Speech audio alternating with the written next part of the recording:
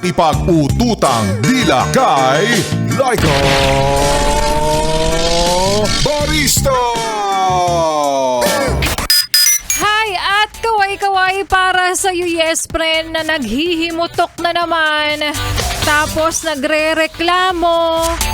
At sinasabi na naman, boss, sinabi ko naman talaga na I can work under pressure, hindi naman under low pressure area.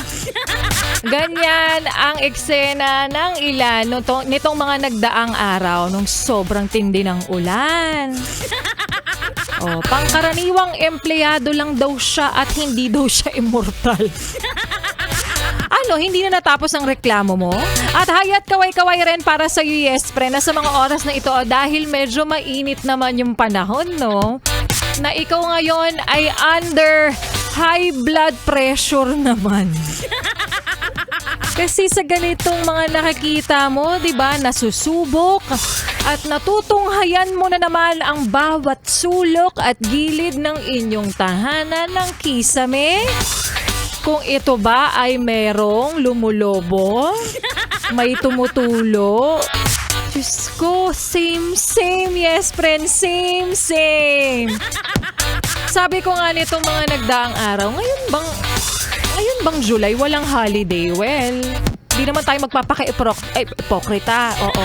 Ipokrita pa. Siyempre, nag-aabang din tayo ng holiday. Kahit alam naman natin, yes friend, na hindi tayo masyadong affected nun. Pero ikaw, alam ko, oo yan. Oo ka, di ba?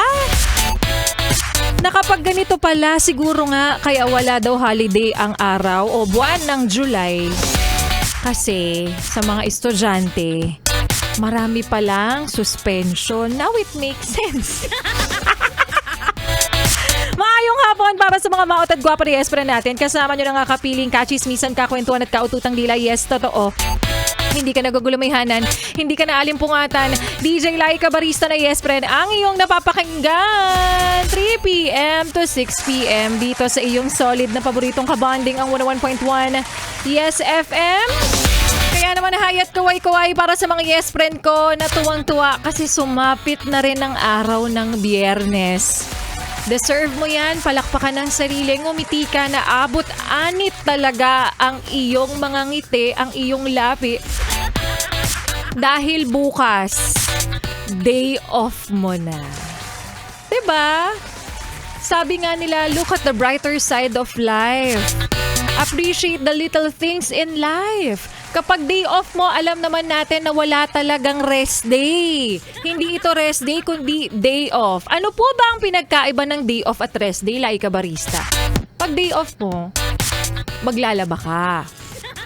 Mamamalansya, maglilinis, magje-general cleaning, mag-grocery, magluluto ng pang-isang linggo.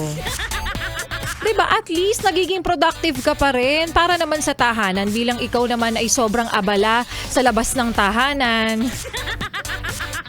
Diba? Appreciate the little things in life. Alam naman natin yan. So pag rest day, ang nung ibig sabihin nun, yun yung literal na nakahiga ka lang. Sabi nga natin, Netflix and chill. Yun yung pinagkaiba nilang dalawa. Kaya naman para sa'yo, good luck sa iyong day off. O baka naman rest day ito. Ay. At para sa yun rin, yes, friend, na sa mga oras na ito, ayan, alam ko naman na nag-aabang ka ng papremyo, nag-aabang ka ng pwedeng mapanalunan dito.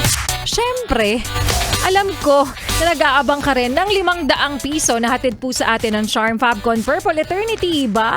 ACS! Pera lang yan! ACS! Pera lang yan! ACS! Para sa ating like katanungan for today na, ano ba ang katumbas o ang ibig sabihin ng salitang sampid bakod? Is it A, mataas ang bakod? B, nakikitira ka lang? Or C, halamanan? Alam mo na yun, yes friend, ang tamang kasagutan, syempre agad-agad i-message mo na sa akin sa aking Facebook fanpage na Laika Barista, LYKABARISTA, at ang iyong message sa akin, yes friend, ay lakipan mo ng iyong valid ID, ng iyong number na nakaregister po sa e-wallet, at yun, yung tamang kasagutan mo. 3 yung kailangan ko, uulitin ko mga yes friend, para sa mga patuloy na sumasali at hindi ko pa rin talaga talaga napapansin ang iyong message na sana ikaw ang susunod kong panalunin, aba, ipagkalat mo na yan. At para sa'yo, nakakapakinig pa nga lamang, good luck kasi baka naman agad-agad ikaw na ang manalo ng 500 piso na hatid po sa atin ng Charm Fabcon Purple Eternity by ACS. ACS. ACS. Kaya wag mo nang ilipat ng iyong stasyon dahil magbabalik po tayo at mamaya sa aking pagbabalik. Para sa'yo na minsang naghintay, umasa. Sa pagbabalik niya, baka mahal ka pa rin niya. At yan nga, yes, pre, ng kwento na ating mapapakinggan mamaya sa aking pagbabalik para po sa ating Laika Barista Moments. Kaya ituloy pa natin, yes, friend, ang pakikinig mo sa mga kantahan nating solid dito sa iyong solid na number 2 station. Sarap naman. 101.1 ES FM.